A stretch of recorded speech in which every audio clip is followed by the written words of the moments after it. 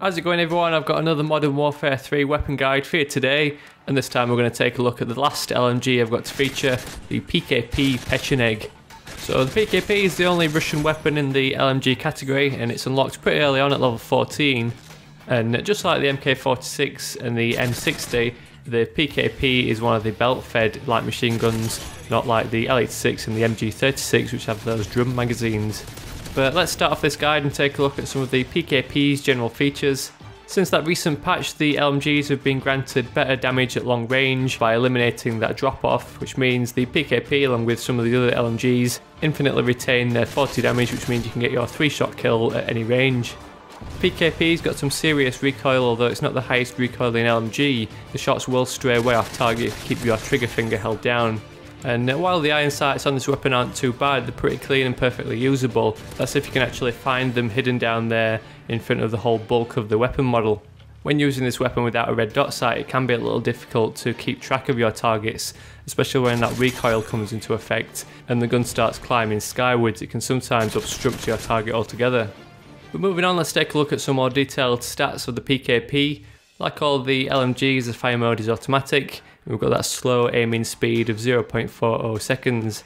Rate of fire is pretty middle of the road at 705 rounds per minute. That's not quite as slow as the M60's chug, but it's nowhere near as fast as the higher fire rate weapons, the MK46 and the L86. Because the PKP is one of those belt-fed weapons, you've got a painfully slow reload time, with the PKP clocking in at 8.06 seconds. But thankfully the best feature of the LMGs means you'll not be reloading too often, since you've got 100 rounds to blaze out of this thing. So looking at its stats, the PKP is pretty average all round, and it doesn't really have any features that makes it really worth using over the other LMGs. The other two belt-fed weapons, the MK46 and the M60, both have pretty good features, which makes that slow reload time worthwhile when compared to the L86 or the MG36. With the Mark 46 you've got that fastest fire rate from the LMG category, whereas with the M60, although it's got a slow fire rate, you are benefiting from that high damage up close, which grants you a 2-shot kill. With the PKP though, you've got to put up with that 8-second reload time, that pretty average rate of fire, and much heavier recoil than both the L86 and the MG36. I reckon when coding up the stats for this game, I reckon they should have put the 2 drum magazines at a slight disadvantage with a smaller mag size, let's say either 50 or 70 rounds as opposed to the 100 rounds of the belt-fed machine guns.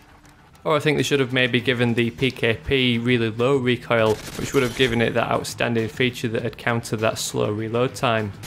But let's move on and take a look at my recommendations of attachments for your PKP in game. We've already seen how those iron sights aren't too bad, but they're completely obstructed by the whole weapon model, so a red dot sight just gives you that clearer picture of your targets with that little window to aim through. With those LMGs having 0 drop off on their damage profiles, it makes it a shame not to use a silencer to make the most of this, since you're not going to be experiencing the disadvantages of using a silencer, which is usually that decreased range, which means more shots to kill. Unfortunately with the PKP you either need the kick proficiency or the grip, so it's pretty difficult to make use of both the red dot sight and the silencer with the 2 attachments proficiency. But at least if you did want to choose another proficiency such as focus, you could always go with the grip attachment just to tame that recoil, but just bear in mind that you will have to put up with those iron sights. I think my preference definitely goes with the red dot sight. I found that it helped with my overall accuracy, and while it did still show up on the radar since I wasn't using the silencer, I still managed to get some pretty good games with it. So that's about it for my guide to the PKP Pecheneg in Modern Warfare 3. As always, I'd love a thumbs up on this video if you enjoyed it or learnt anything new. It's really the best way to help give my videos more widespread exposure. I've only got those last few secondary weapons to cover now, so hopefully I'll get them all done before the release of Black Ops 2. And of course I'll be continuing this series into Black Ops 2 with the new weapons. So thanks so much for watching this video, and I'll catch you all later.